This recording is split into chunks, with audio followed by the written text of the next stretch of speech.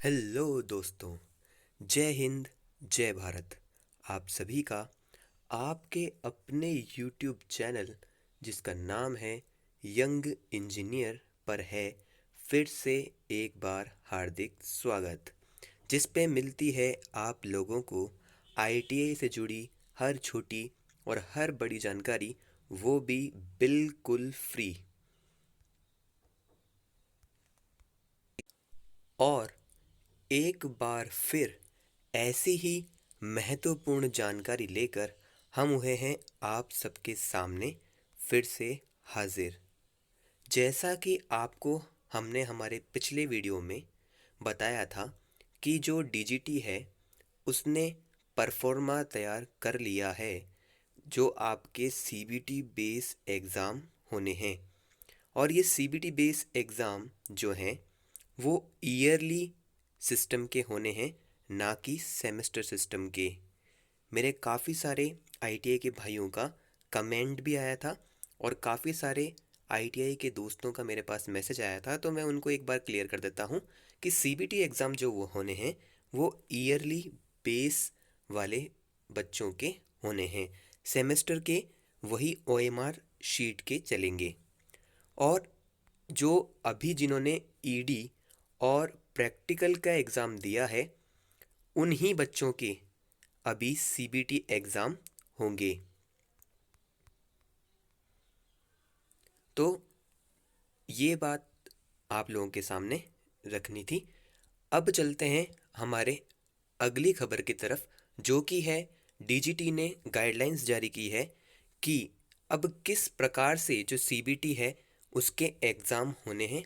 और सीबीटी का जो क्राइटेरिया है, सीबीटी एग्ज़ाम का जो परफॉर्मा है वो क्या है और किस प्रकार से आपका जो पूरा सिस्टम है वो काम करेगा, वो देखने के लिए चलते हैं। मगर हमेशा की तरह मैं अपने उन सभी आईटी भाइयों को कहूँगा जिन्होंने अभी तक हमारा यूट्यूब चैनल सब्सक्राइब नहीं किया है, तो प्लीज़ जाएं और सब्सक्राइब के बटन पर क्लिक करें और सब्सक्राइब करें हमारे चैनल को, जिस पर मिलती है आपको सभी जानकारियाँ, वो भी बिल्कुल फ्री। तो चलिए चलते हैं खबर की तरफ।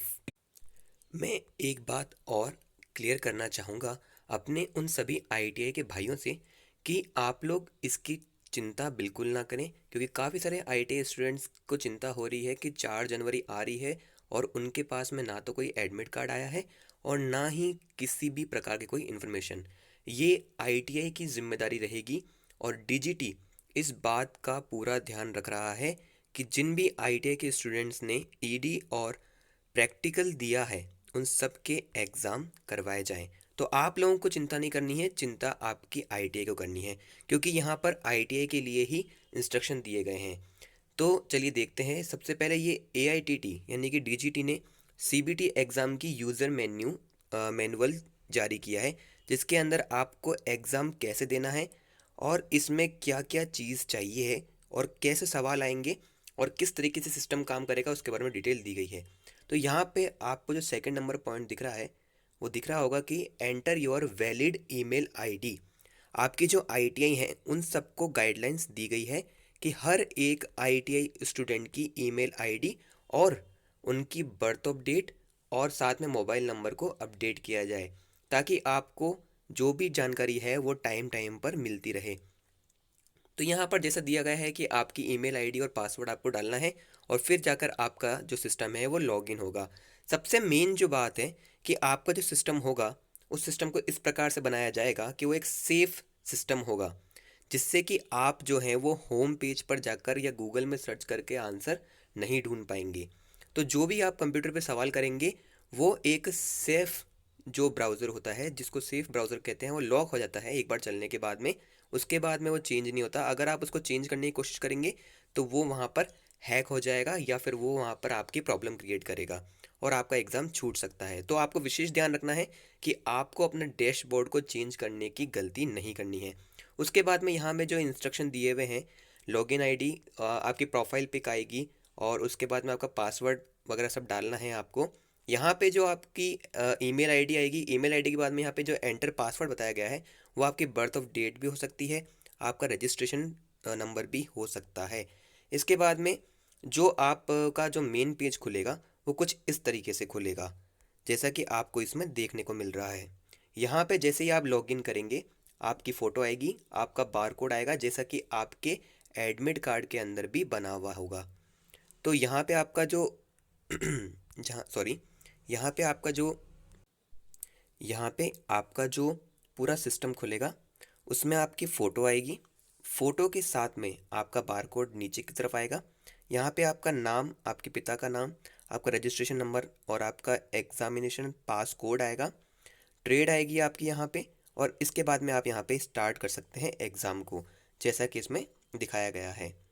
उसके बाद में यहाँ पे कुछ एग्ज़ाम से रिलेटेड इंस्ट्रक्शन आएंगे, जिससे अगर आपको 25 क्वेश्चन यहाँ पे मिलते हैं, तो 25 क्वेश्चन के लिए जो टाइमिंग रहेगी वो रहेगी आपकी 60 मिनट। और अगर 50 क्वेश्चन है, जैसे कि मान लीजिए जो डीजल वाले हैं उनकी ईएस का पेपर होगा, तो ईएस के पेपर के लिए आपको 60 मिनट मिलेंगे। और जो आपका थ्योरी का और बाकी वर्कशॉप कैलकुलेशन का पेपर होगा इलेक्ट्रिशियन और डीजल वालों के लिए, उनको आपको 120 मिनट मिलेंगे। तो इस प्रकार से यूज़र मैनुअल गाइड जो है वो जारी की गई है। इस प्रकार से आपके जो क्वेश्चन है वो चलते हुए आपको ऊपर दिखाई देंगे।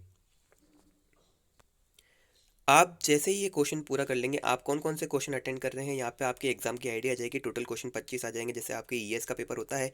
और आपने कितने क्वेश्चन का जो सही आंसर दिया है वो ग्रीन कलर में दिखाई देंगे, और आपका कितना टाइम बाकी है वो आपको येलो कलर की पट्टी में दिखाई देगा। इसमें टाइमिंग भी चलेगा, तो आप विशेष ध्यान रखिएगा।